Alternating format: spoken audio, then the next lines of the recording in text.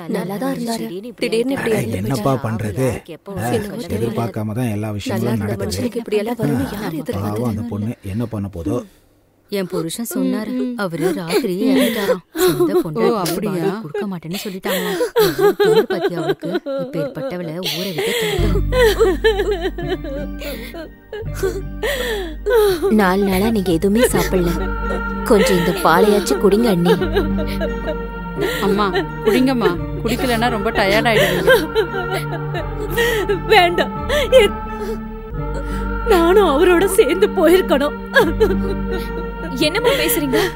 நீங்க போயிட்டா என்னோட நிலைமை என்ன ஆகுறது? பெரியவங்க நீங்களே இப்படி பேசினா நீலுவோட நிலைமையை யோசிச்சு பாருங்க. நீலு, இந்த பாலை குடிக்க சொல்லு. நீங்க இப்படி சாப்பிடாமலே இருந்தீங்கன்னா அப்புறம் மயக்கடிச்சு கீழே தான் விழுவீங்க அண்ணி. அம்மா, நான் சொல்றத கேட்க போறியா? எனக்கு வேண்டாம், என்ன விட்டுடு அம்மா. ப்ளீஸ் குடிமா. எனக்கு வேண்டாம்மா, கொஞ்சம் குடிமா. அம்மா ப்ளீஸ்மா, எனக்காக. அம்மா அம்மா சொன்ன கேளு, கொஞ்சமா குடி ப்ளீஸ். எனக்காக குடிமா. கமலேஷ் தம்பி, சொல்லு. ஊர் பெரியவர்கிட்ட சொல்லிட்டியா? அவருக்கு முன்னாடியே தெரியுமா தம்பி? நான் போறதுக்குள்ள அவர் எல்லாத்தையும் ரெடி பண்ணிட்டு இருந்தாரு. யார் சொன்னாங்க? நான் இது வரைக்கும் யாருக்கிட்டையும் சொல்லலையே. அந்த ரங்கம்மா வீட்டுல இருந்தா யாராவது சொல்லிருப்பாங்க.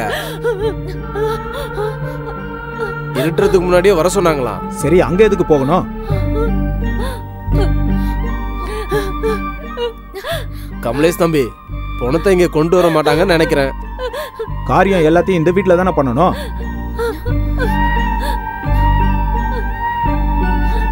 ஆள் அனுப்பியிருக்க. அப்பாவோட பாடி எங்க கொண்டு வரேன்னு சொன்னீங்கல்ல? அதான் அங்க சூழ்நிலை எப்படி இருக்குன்னு தெரிஞ்சிட்டு வர சொல்லி நான் ஆளுங்களை அனுப்புனேன். கமலேஷ் தம்பி, என்னடா அதுக்குள்ள வந்துட்ட? அங்க போகலையா? பணத்துக்கு எல்லா காரியமும் அந்த வீட்டுல தான் பண்றாங்க. நீ என்ன சொல்ற?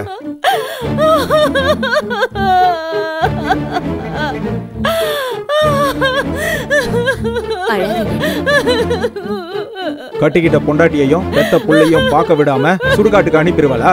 அந்த ரங்கம்மா என்ன நினைச்சுக்கிட்டு இருக்கா? இது என்ன அநியாயம்? இது என்ன ஊரா இல்ல காடா? அவ இந்த அளவுக்கு குடும்பம் பண்ற, இதை யாரும் எதிர்த்து கேட்க மாட்டீங்களா? எதுக்கு கேட்க மாட்டோம்? ரகலை ஆயிடும். உயிரோட இருக்கிற வரைக்கும் அந்த வீட்டுல இருந்தாரு. சரி, செத்து போனமானதுக்கு அப்புறமா இங்க அனுப்பணுமே தவிர அவ யாரு சுடுகாட்டுக்கு அனுப்புறதுக்கு? இத்தனை நாள் எங்க அப்பாவை கண்ணுல படாமே வச்சுட்டா. இப்ப கடைசி அவர் முகத்தை பார்க்க கூட விட மாட்டேங்கிற. என்ன நடந்தாலும் சரி, நம்ம போய் எடுத்துட்டு வரலாமா மாமா? நீ வர வேணாம், நான் போறேன். ஊர்ல உள்ள பெரியவங்க எல்லாரையும் கூட்டிட்டு போய் பஞ்சாயத்து வைக்கிறேன். என்ன பண்றான்னு நான் பாக்குறேன். டேய் கமலேஷ், ஊர்ல நம்ம மானம் போகாம அவரை கொண்டு வரதுக்கு பாரு. நீங்க ஒரு ஆளா போகாதீங்க, உங்க கூட ஒரு 5 பேரை கூட்டிட்டு போங்க, சரியா? நீ ஒருத்தி வாய மூடு. இவ்வளவு தூரம் நடந்ததுக்கு அப்புறம் மானத்தை பத்தி பேசிட்டு இருக்கியாக்கா? செத்ததுக்கு அப்புறம் பணத்தை கூட கொடுக்க மாட்டேங்கிறா. இப்ப மானத்தை பத்தி பேசிட்டு இருக்க. இப்ப நான் போலீஸ் ஸ்டேஷன்ல போய் கம்ப்ளைண்ட் கொடுத்தா அவளே பணத்தை கொண்டு வந்து இங்க ஒப்படைச்சிருப்பா. இந்த ரகல தான் வேண்டாங்கிறது.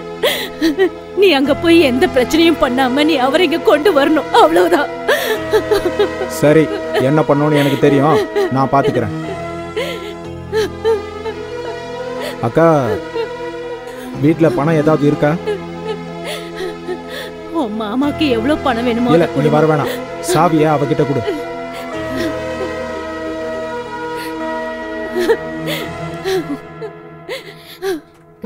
நீங்கடி வர அத்த கூடயே உட்காரு. போய் உட்காரு, போ உட்காரு.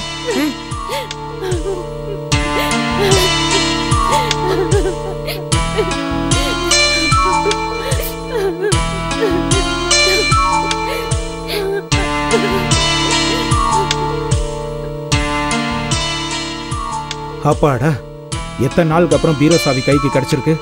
சும்மா இருங்க.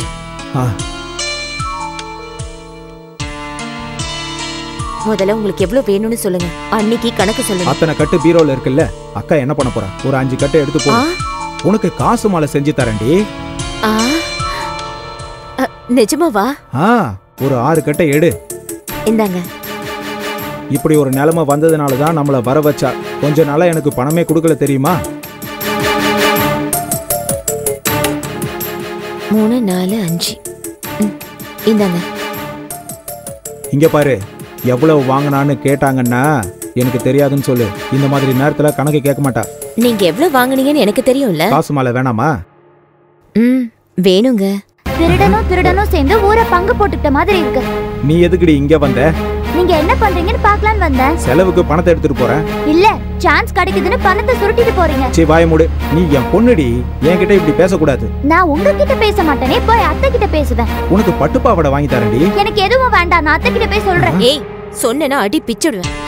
நான் சொல்லுவேன். இங்க பாரு, இவ பேசாம பாத்துக்க. சரிங்க. ஏய், நான் அத்தை கிட்ட போய் என்ன சொல்லுவேன். என்ன சொல்வ?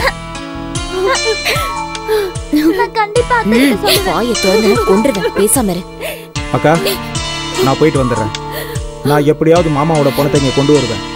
ஏ கிருஷ்ணா, சங்கா, இங்க வாங்க, என்னன்னு போய் பார்த்துட்டு வந்துடலாம்.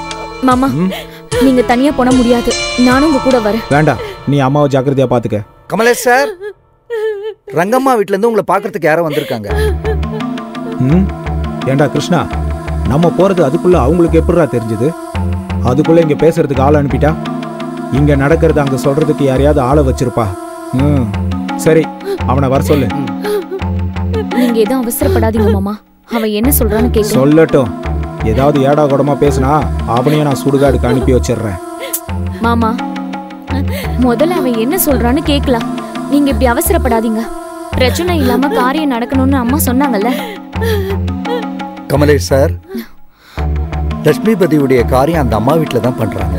அந்த பையன் தான் கொல்லி வைக்கிறானா. நீங்களும் உங்க அக்கா அவங்க பொண்ணு வந்து ஒரு தடவை பார்த்துட்டு போனீங்கன்னா மத்த காரியத்தெல்லாம் முடிச்சிடலான்னு சொல்லிட்டு வர சொன்னாங்க. அவன் யாரா இவருக்கு காரியம் பண்றதுக்கு? வாய மூடு, நான் பேசிட்டு இருக்கேன்ல. ஏண்டா, அந்த ரங்கம்மா என்ன சொந்த பொண்டாட்டின்னு நினைச்சிட்டு இருக்காளா காரியம் பண்ண? அவன் என்ன சொந்த மகனா கொல்லி வைக்கிறதுக்கு?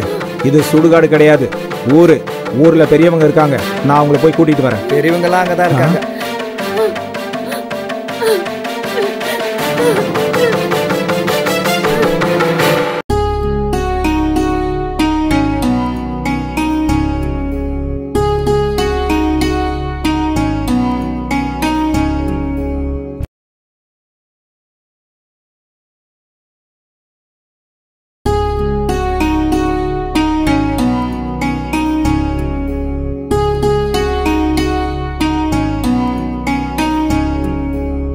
நீங்கெல்லாம் ஒரு தடவை வந்து பார்த்துட்டு போனீங்கன்னா எங்க காரியத்தை ஆரம்பிச்சிருவோம் தம்பி. என் அக்கா அந்த வீட்டுக்கு வரணுமாடா? என்ன வார்த்தை சொன்ன? அதை சொல்றதுக்கு உனக்கு எவ்வளவு தைரியம்?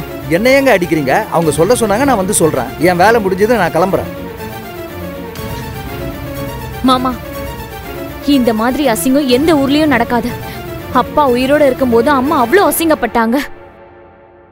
அப்பா இறந்ததுக்கு அப்புறமும் அம்மா இனிமேல் அவமானம் படவே கூடாது. மாமா பணத்தை நான் எடுத்துட்டு வரேன். அப்படி எடுத்துட்டு வரலன்னா நானும் அங்கேயே செத்து மாமா பணத்தோட அப்படியே போயிடுறேன். டேய் வாங்கடா.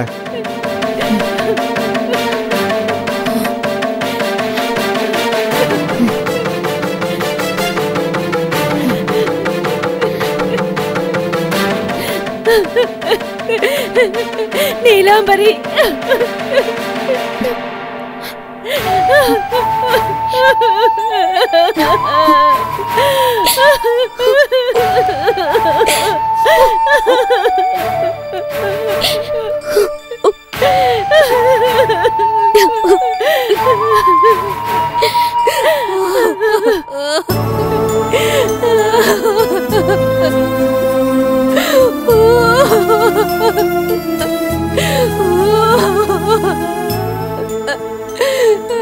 அழாத ரங்கம்மா, அழாத.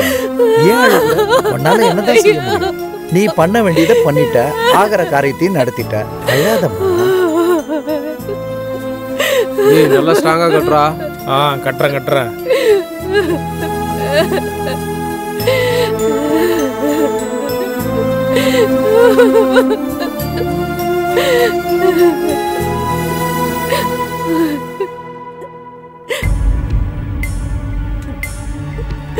அந்த கடவுள் என்ன கொண்டு போயிட்டு இவரை உயிரோட விட்டுருந்தா நல்லா இருந்திருக்கும்.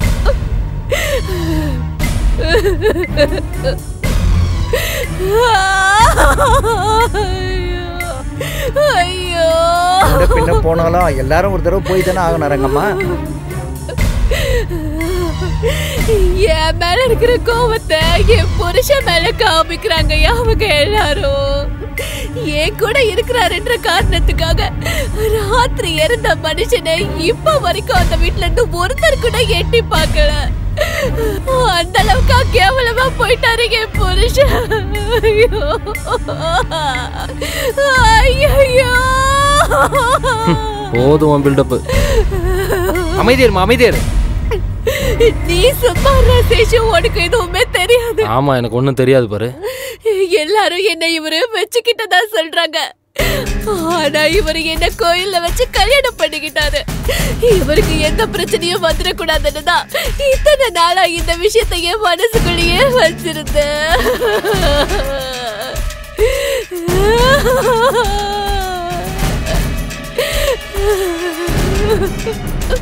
அம்மா என்னாச்சு? வரங்களா அக்காவோ அக்கா பொண்ணு? சொன்ன மாதிரியே சொன்னம்மா. ஆனா கமலேஷ் தம்பி தவட மேலேயே அடிச்சிட்டாருமா. அடிச்சானா? ஆமாம்மா. உள்ளவா.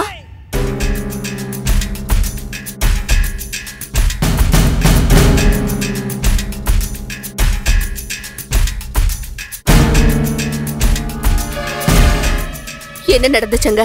யார் இருந்தாங்க? எல்லாரும் இருக்காங்கம்மா, அழுதுட்டு இருந்தாங்க.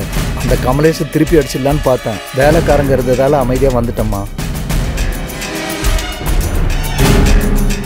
சரி வா.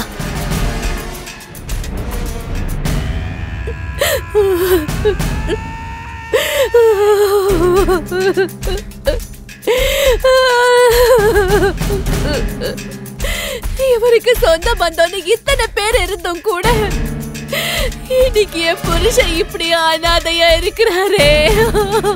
ஊர் பெரியவங்க நீங்க தான் இனிமே எனக்கு தானே. நீங்க தான் இவருக்காக என் கூட இருந்த அவரோட இறுதி மரியாதையை முடிச்சு வைக்கணும். ஐயோ, யாரு வந்தா என்ன வராட்டினா காரியம் நின்னா போகுது. பாடி எப்படியே வச்சுக்க முடியுமா? நீ கவலைப்படாத ரங்கம்மா, உன் புருஷனை கூட இருந்து நாங்க பாத்துக்கிறோம்.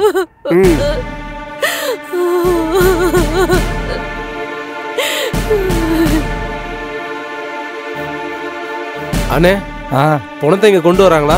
தெரியாது. இந்த வீட்டுக்கு வருதா இல்லைன்னா அப்படியே போதா? தெரியாது. அவங்களுக்கு தான் பையன் இல்லைல்ல, அவங்க யாரை வச்சு கொல்லி போட போறாங்க? தெரியாதுன்றல. சரி வா, நம்ம அந்த வீட்டுக்கு போய் வாடாங்க போலாம்.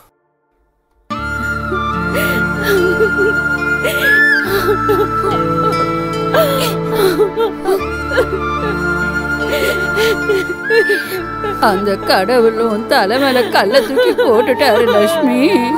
இந்த வயசுல உனக்கு இந்த நிலைமை வரணுமா லட்சுமி? அழாதம்மா. சீக்கிரமாவே உன் சுமங்கலி பாக்கியத்தை அந்த கடவுள் குடிக்கிட்டானே. லக்ஷ்மி, நீ எப்போ இங்க வந்தியோ அப்போத்துல இருந்து உனக்கு கஷ்டம் தாண்டி. அந்த கஷ்டத்தோட தான் நீ இங்க வாழ்ந்துகிட்டு வந்த. அம்மா நீலாம்பாரி, இனிமே உங்க அம்மாவை நீதாமா நல்லா பாத்துக்கணும். இந்த அதிசயத்தை நான் எங்கேயும் பாக்கல. என் மாமனாரும் தெருவுக்கு ஒரு வப்பாட்டியை வச்சிருந்தாரு. ஆனா சாகும் போது அவர் இந்த நிலைமையில தான் செத்தாரு. என் புருஷன் கையால துளசி தண்ணி வாங்கிட்டு தான் செத்தாரு. ஆனா இந்த கொடுமையை நான் இது வரைக்கும் பார்த்ததில்ல. அழாதம்மா. சும்மா இருங்கடி. மீனாட்சி கேட்டா வருத்தப்படுவா. கொஞ்சம் பார்த்து பேசுங்க. பணத்தை இங்க அனுப்பலன்னா அந்த ரங்கம்மா எவ்வளவு பெரிய ஆளா இருப்பா. ஆமா ஆமா, இது என்ன சின்ன விஷயமா? அப்பேற்பட்டவரை முந்தானையில முடிச்சு வச்சிருந்தா. நீ அழாதம்மா, அழாத. இது எல்லாமே இவங்க பண்ண வேலைதான். அதனாலதான் அவரை அவ கைக்குள்ள போட்டுக்கிட்டா. நீங்க எல்லாம் வாய மூடுங்கடி. அம்மா அழாதம்மா. நீங்க எல்லாரும் எங்களுக்கு ஆறுதல் சொல்ல வந்தீங்களா இல்ல எங்களை அழவைக்க வந்தீங்களா? உங்க எல்லாரையும் கையெடுத்து கும்பிட்டு கேட்டுக்கிறேன். நீங்க சொல்ல வேண்டியதெல்லாம் அங்க போய் சொல்லுங்க. போங்க ப்ளீஸ், போங்க போங்க.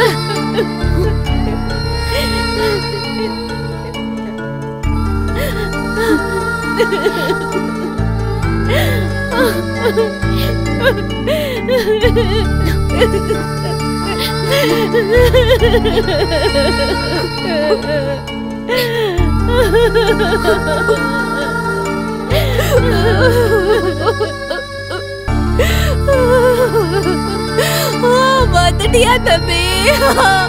உன்னோட மாமா நம்மள எல்லாரும் விட்டு போயிட்டாருப்பா. என்னையும் என் மகனையும் அனாதையாக்கிட்டு போயிட்டாருப்பா. இனிமே அவருக்கு பணிவிட செய்யற பாக்கியம் எனக்கு இல்லாம பண்ணிட்டாரு. கடைசி வரைக்கும் அவருக்கு எந்த குறையும் இல்லாம பாத்துக்கிட்டேன். ஆனாலும் என்ன அப்படி தவிக்க விட்டுட்டு போயிட்டாரு.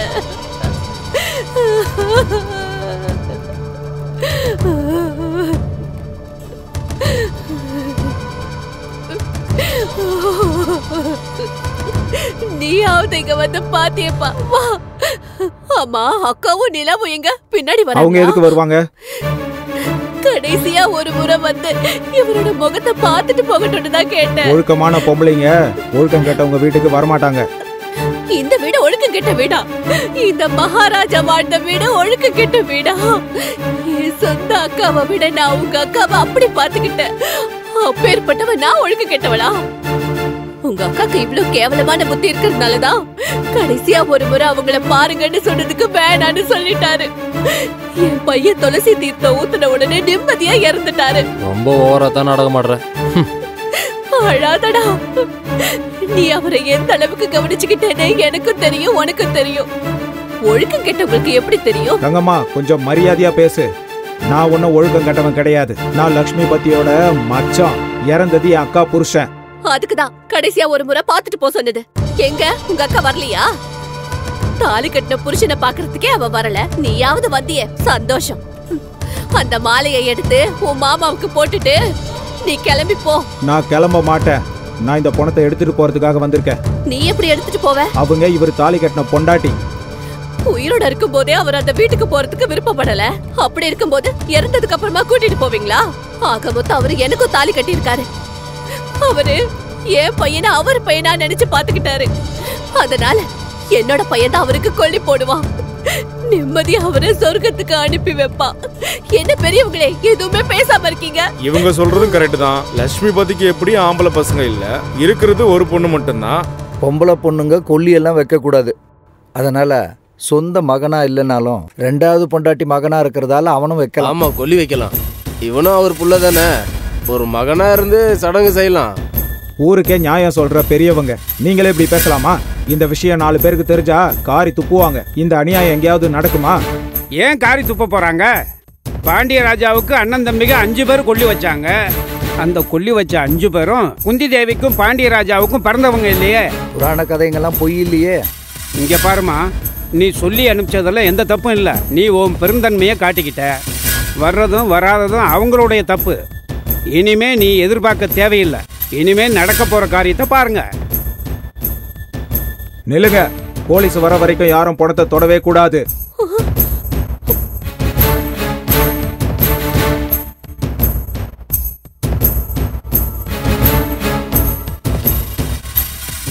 போலீஸா? எதுக்கு வராங்க? இவரோட சொத்துக்கு ஆசைப்பட்டு நீதான் விஷம் வச்சு கொன்னேன்னு நீலாம்பரி உன் மேல கம்ப்ளைண்ட் கொடுக்க போலீஸ் ஸ்டேஷன் போயிருக்கா.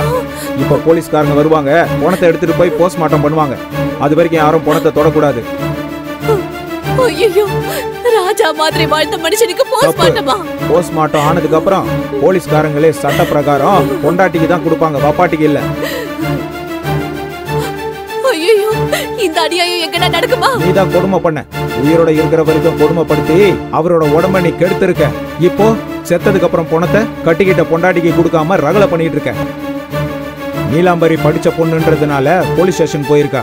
போலீஸுங்களாம் வரட்டும். இவரை விஷம் வச்சு கொன்னீங்களா இல்ல குத்தி கொன்னீங்களான்னு போலீஸ் கண்டுபிடிக்கும்.